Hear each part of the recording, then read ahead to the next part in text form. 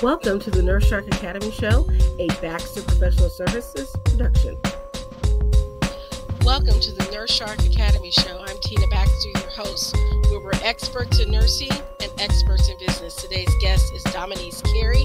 She is a nurse practitioner and the owner of Rejuvenate Muncie Wellness and Aesthetics. She has a medical wellness clinic which offers IV hydration, weight loss, replacement supplements, women's health, men's health, CPR, and first aid. Welcome to the show, Dominyse Carey.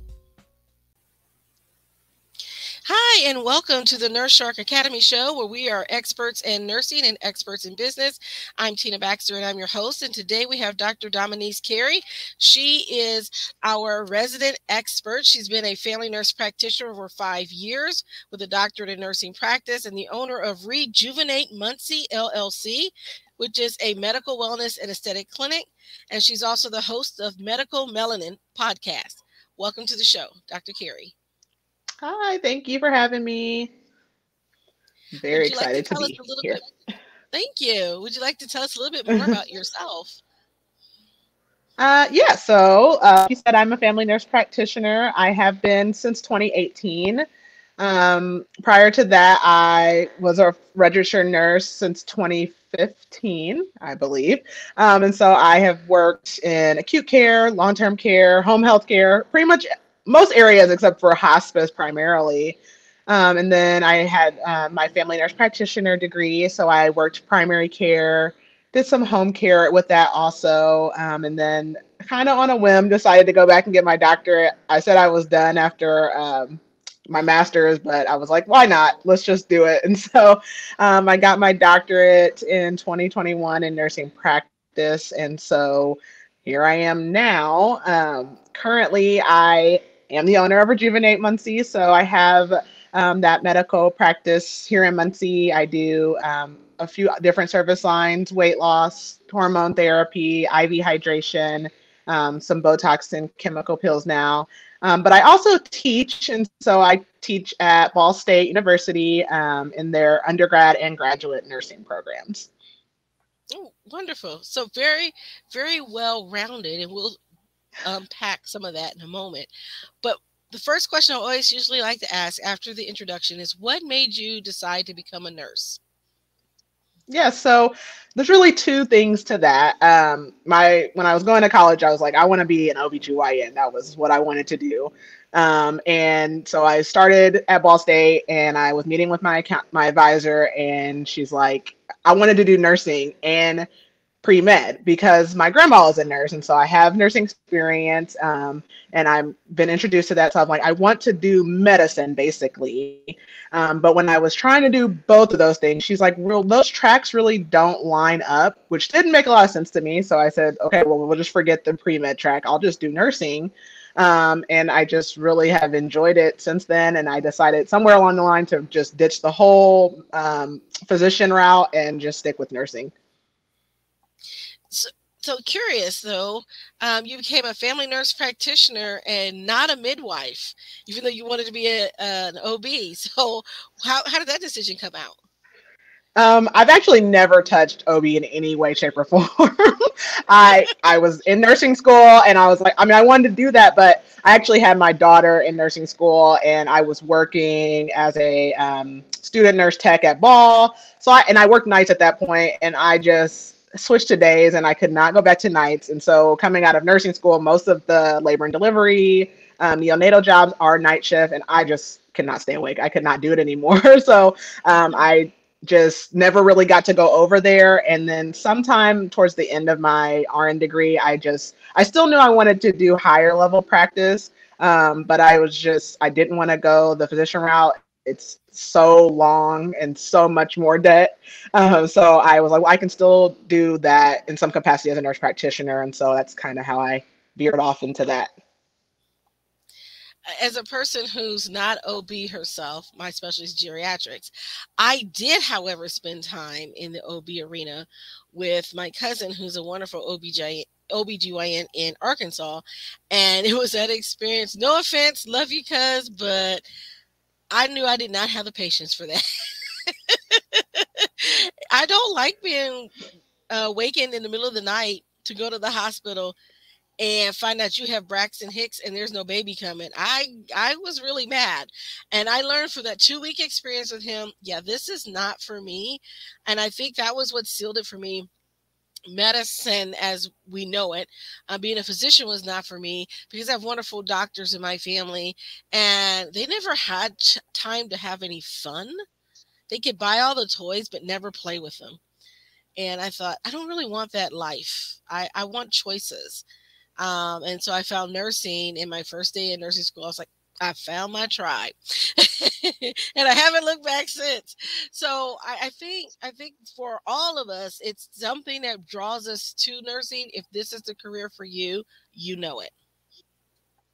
Absolutely. You know, I remember I worked inpatient at St. Vincent and Anderson, Ascension, St. John, whatever people know it as now. But I remember like the lead medical hospitalist, he had several kids. And I mean, he was like in his late 50s, but he was working all the time. I'm like, what is the point of this when you're just, you know, paying off debts all the time and you're working? I'm like, there's no relief. There is no happy ending that I see with him. So I'm glad I did not go that route.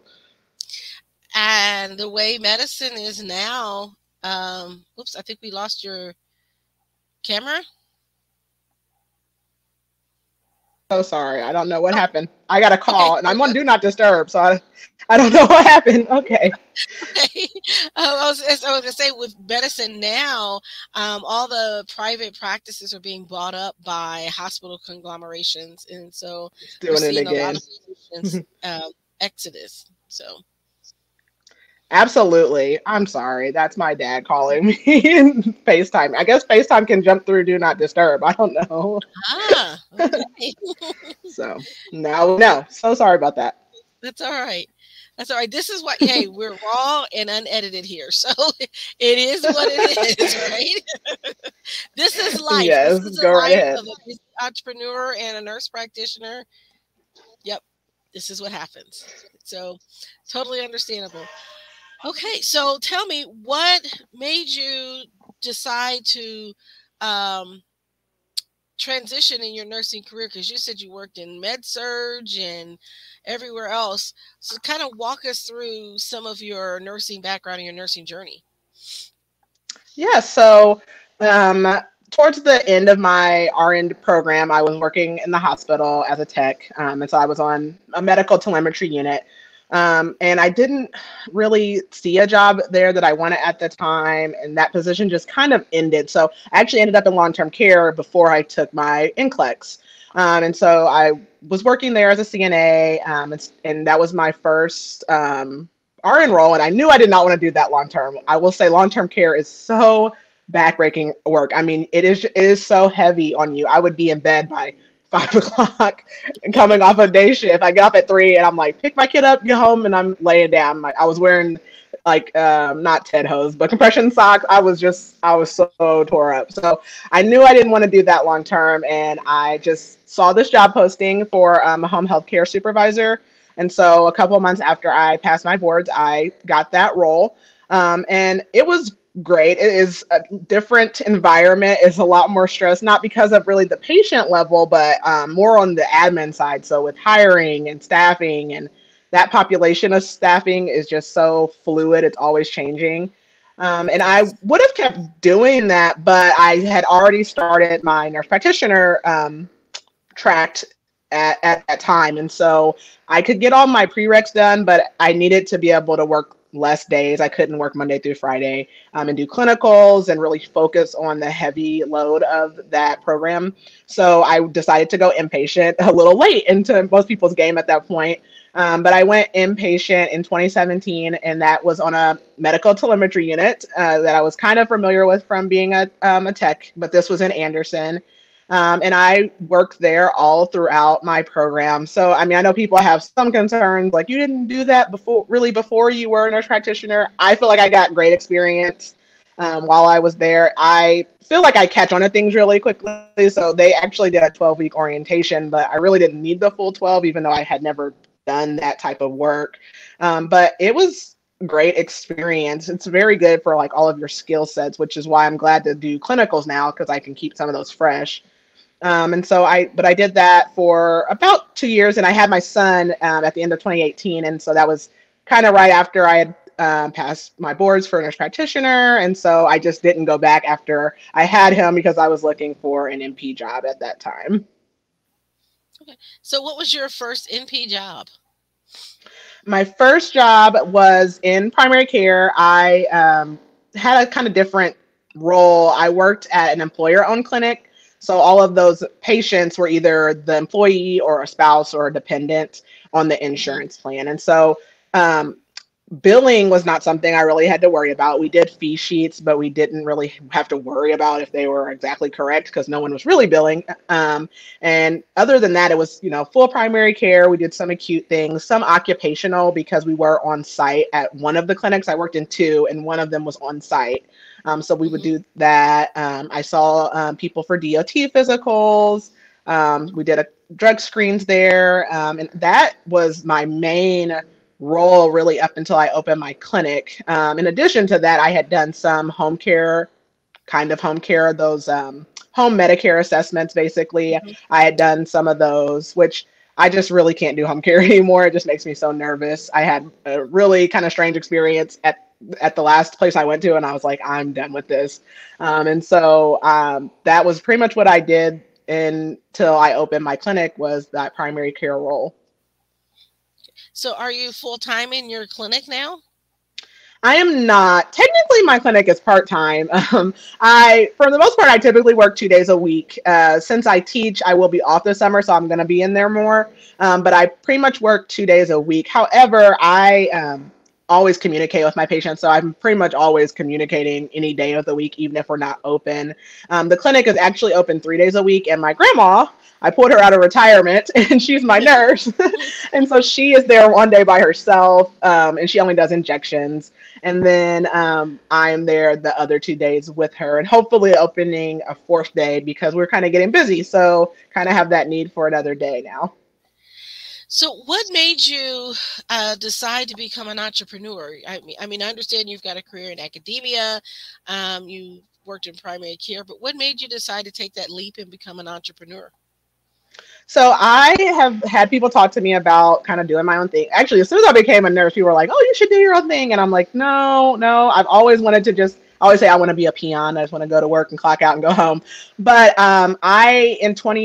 what year is this? 2023. In 2021, I started a weight loss journey, and I was seeing a physician out of Carmel Telehealth, and he was prescribing a medicine for me. And so after about 3 or 4 months, my aunt is also a nurse practitioner, and she said, hey, I think I'm going to start a clinic. I want to do weight loss and IV stuff. And I was like, oh, that's basically what the guy I see now, he does that. And because she was doing it, I felt a lot more comfortable than I had in the past, knowing that even though we're not together, I had someone I could talk to, and I'm not completely alone. And so really in December of 2021, I was like, all right, I'm going to do it. And by January of 2022, I really had it all, kind of set and ready to go. And so I just was like, I'm just going to try it. And she started, and I started a couple months after her, and it's just been all uphill since then. Great. That's wonderful. And it's good that you had someone to work with you, not necessarily in the same practice, but kind of like a buddy system where someone you can bounce ideas off of. And she was a little bit of a trailblazer for you because she started a little bit for you, but you could actually learn and support one another. And that power of community is so important. How has that helped you in the community? Because I know you're in the Muncie area, and I see you at events in Muncie. And how does that, being in a community like that and attending those networking events, how has that impacted your business?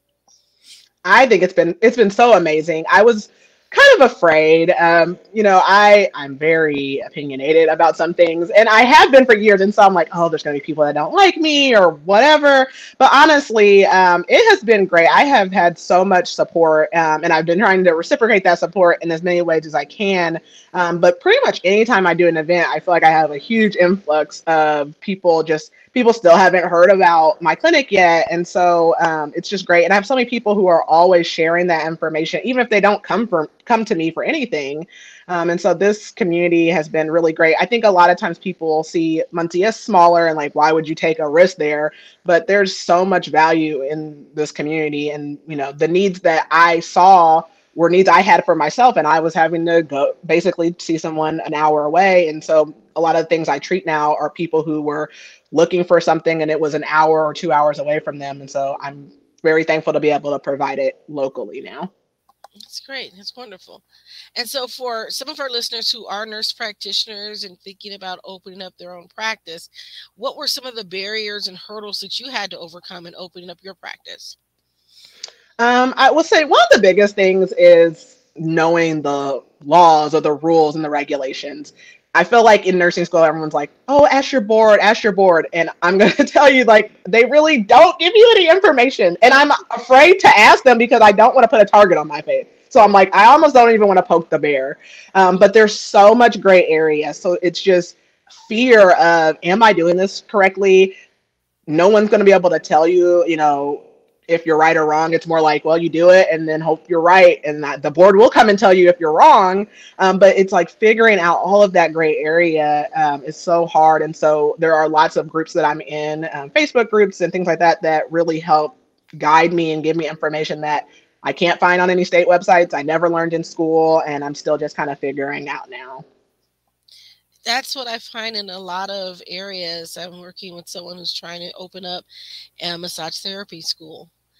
And talking to the board for massage therapy is much like talking to the nursing board. Yeah, there's no one answering the phone. No. And that's a problem. And so if you're starting out in business, knowing those things and knowing where to find the answers and who to ask and finding someone to support you is going to be critical for anything that you do. Who were the biggest supporters when you started your business? Well, my aunt had already done a lot of classes and research, so she kind of like just gave me all her stuff. So I'm a very big supporter of like just sharing information for free, because I feel like there's so many people trying to make a dollar all the time, and I don't really see, you know, I don't have to make money off of you. You might not be successful, or you might be, I don't know. So I'm just going to give you this information. So that she's been a great support. But a lot of, you know, Facebook groups, pretty much any niche that you're interested in, there is at least one, if not many, Facebook groups with a lot of other knowledgeable professionals in it. And so many like just general resources like, oh, I'm looking for a phone company that an app I can put on my phone, but it'll ring different, so I know it's my business phone. Mm-hmm. Found that in there. I had looked in the past, or just all kinds of different protocols or just ideas to be shared. And so that's really where I lean to. If I have a question, I can post it in there. And a lot of times they're not judgmental. And so just being able to reach out to other professionals like that has been the best thing I could ask for. Great. Wonderful. And so what's new on the horizon for you? What's next? I really can't wait to go full time into my clinic. I am teaching. I don't know how long I will do that. But that's kind of my next goal, is to get to a point where I feel like I can be full time. I'm adding services. So I just added chemical peels and then lipo dissolve injections. I'm very excited to see results for those. So I've been adding some services, and like I said, trying to add another day. And so that's really where I'm working now, is just expanding that clinic to become more full-time. Okay. All right. And so where are you located, and how can people find you? Yeah, so I'm actually moving like this weekend. And so I'm getting a place that's 3 times the size of where I'm at now. Right now I'm in like a 500 square foot little ducked off side building thing that no one can ever find. But my new address is 3413 North Briarwood Lane in Muncie. It's actually right behind like IHOP, and there's a lot of hotels over there in that area. So it's a lot more marketable and has more visibility. So that's where I'll be moving. And next week we'll be open over there. So that's the address I'm giving everyone. And then I have a website. It is rejuvenatemuncie.com. So there's tons of information on there for pretty much all of the services and booking, information about myself. I was updating that today. So changing a business address is so complicated. So yes, I've been there, done that. yeah, so there is that. And you can always, you can send inquiries on there. I'm on Facebook as well. So Rejuvenate Muncie is pretty much the for any social media. I have Facebook, Instagram, and TikTok. And so I'm on all of those as well. So you can reach me any of those places. Okay, great. And so let's kind of shift a little bit, because some of our listeners are really struggling with finding places to market their services and to get people eyes on them. Where and how do you market your services? The best actual marketing for me, and it might be because of how small or big Muncie is really word of mouth. So I've been at a lot of different events. So that's been a great marketing source. Like I said, pretty much if I'm at something talking about the event, I get a lot of traffic on my website after that. I continuously run a Google ad. I get impressions from it. I'm not great at like understanding all the analytics to it, but I do run one of those consistently, and it does seem to, bring in traffic. I do run Facebook ads, and those have been a lot more successful lately. It's really figuring out how to target your audience. And once you kind of figure that out, you see a lot of traffic, but really getting people started and the word of mouth. And like for me with weight loss, especially is my big one. They're like, wow, where are you losing all this weight? And so word of mouth has been great for my business. That's wonderful. That's great. I know there's a big market right now for those types of services. Weight loss, I see the ads all the time, and there's one particular ad, and I don't know why this gentleman keeps coming up on my feed, but there's this guy that's really ripped and everything, and I never actually stop on the ad other than I notice he's there, and I'm like, oh, it's him again. So how do you get people to engage with your ads that you're putting out there? A lot of stuff I've been posting lately is me. So it's really hard for me to get more comfortable with that. I have my own self-conscious thoughts and things, but I've been posting a lot more of myself. I did that kind of in the beginning too. So I posted my weight loss transformation. Recently I was doing an injection on myself. So I posted that, and that seems to, even if it's something like crazy, like, oh my gosh, doesn't that hurt? Or things like that, seems to just really like have that attention grab on there. But outside of that, it's really just figuring out what those keywords are. What are people looking for right now? And then once I can get them on the site, then they can search around and look into everything. Okay, that sounds great. And so we're getting close to wrapping up, but I was curious, is there one piece of advice that you would give to a budding nurse entrepreneur who's wanting to get started?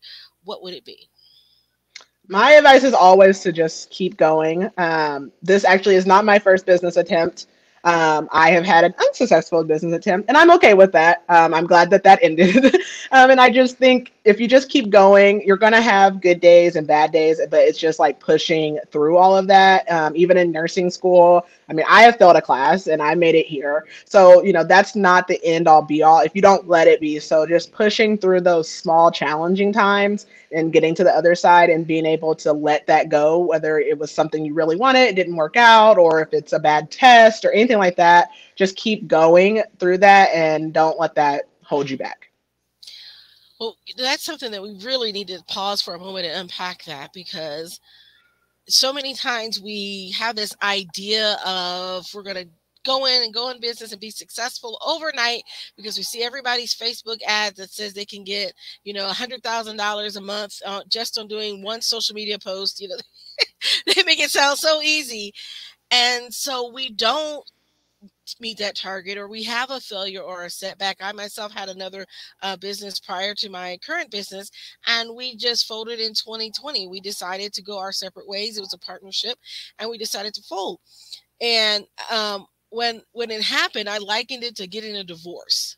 Right? I had to leave my work wives. There were two other women, so I had to leave my work wives, and it was hard for us to negotiate that new role of just going back to being friends when we're so used to being business partners and things like that. But ultimately, it was a good thing, because if that hadn't happened, this couldn't have happened. And I've had other ventures where I've worked with startups and they didn't pan out. You know, they folded, had nothing to do with me, but they folded. One was a genetics testing company, and they partnered with this lab that does genetic testing, and they were going to do allergy testing, at home allergy testing. You get your swab, you don't have to get stuck with needles. You do your testing, a cheek swab, and then me, the nurse practitioner, will go and help you interpret what your results were and things like that. But unfortunately, that business didn't continue because of regulatory hurdles that they did not properly get the information legally to do, and so they folded. But it was a great learning experience for me on how to work with a startup. And so I don't look at that as a negative experience, nor do I look at it as a negative experience with the business that we closed, because at the time of the closing, yes, it was painful, but I also knew that it was time for a new chapter. And it was time for us to do something different. We were going in different directions, and that's okay. They were ready to retire and slow down, and I was ready to go faster. And, you know, so you learn from those experiences. And I failed a class in grad school, oddly enough, in the very thing that I'm doing now, in geriatrics. And there were reasons behind all of that. And I failed by a little bit. It was a clinical issue. A long story, but basically it was a preceptor that we didn't mesh and get along. So yeah, that's why I failed, because of her. but it happens. I mean, it just happens, and yeah. It happens. Yeah. It happens. And I say this, not, you know, I may not be everybody's cup of tea. You may not be everybody's cup of tea, but somebody likes us, right? Absolutely. And so you have to have a certain amount of tough skin, as they say in business. And if you look at it in the scientific method, failure is part of the process. You don't fail, you just learn ways of not to do it. And that's what we had to learn. You had to do that learning curve. And here's a crazy thing. If I hadn't failed that class, I never would have met the person who's going to be my next preceptor, who I went into business with and became friends with. See, there's a reason why things happen. And so I think that we just need to be open to what's going on, and you got to bounce back. You can't just wallow in it. And I want our listeners to hear that you can persevere, and you've persevered, and certainly have gone on and come from being a CNA to an RN to a nurse practitioner, a business owner, a professor. So you've done a lot in a short period of time. So I'm going to say kudos to you. Thank you. Yeah, my hat goes off to you. And I've tried the academia thing, you know. It's not for me. So I went a different route, and I opened up my own school so I didn't have to deal with it. It's rough. It is definitely rough. Yeah, we can get into all that whole politics with academia. The problem is that I was just talking to someone, and she went back and got her PhD and all of this and nursing. And she said every time she got a new credential, she made less money because she went immediately back to starting salary. So she became a nurse practitioner, went back to starting salary, became a professor with a PhD, went back to starting salary. So each time she got more education, she actually got a pay cut. That is the crazy thing about nursing. Yeah. So entrepreneurship seems to be the way to go. Yeah, I'm leaning hard into it. I'm enjoying it more than I thought I would, and I'm happy to be doing what I'm doing now. It sounds great. You know what? I never thought I was going to be an entrepreneur either. I thought I'd just go to work, do my thing, come home. I didn't even want to be in management. I ended up in management, realized I don't want to do that either. Learned great skills while I was there, but not to where I want to do that all the time and be on call 24/7, 365 That was insane. That's the reason I went into nursing, so I wouldn't have to do that. Right. So I had to figure out a different way. All right. Well, that's the end of our show today. Again, I want to thank you, Dr. Carey, for being here. Please look up at Rejuvenate Muncie. I look forward to talking with you further and getting to know you even more, since you're just right down the street from me from good old Anderson. So I want to thank you for being here. This is the Nurse Shark Academy. Don't forget to like and subscribe. Make a comment. Let us know how the show went. And also look at our YouTube channel. You can get our podcast at Podbean and other places where you get your podcast. I want to thank you for tuning in, and see you next time. Wait, don't go. There's a very important announcement from the Nurse Shark Academy. Look for the information at the nursesharkacademy.biz. And thanks for tuning in to our podcast, the Nurse Shark Academy Show. I just wanted to remind you that coming up on May 10th and 11th during Nurses Week, we'll be having our Nurses for the Kingdom Challenge. This is Kingdom Principles for your nursing career, nursing showing up and showing out. That'll be May 10th and 11th from 7 to 8 p.m. Eastern Standard Time. Registration information will be following, so just put that on your calendar. Love to see you. Bye-bye for now.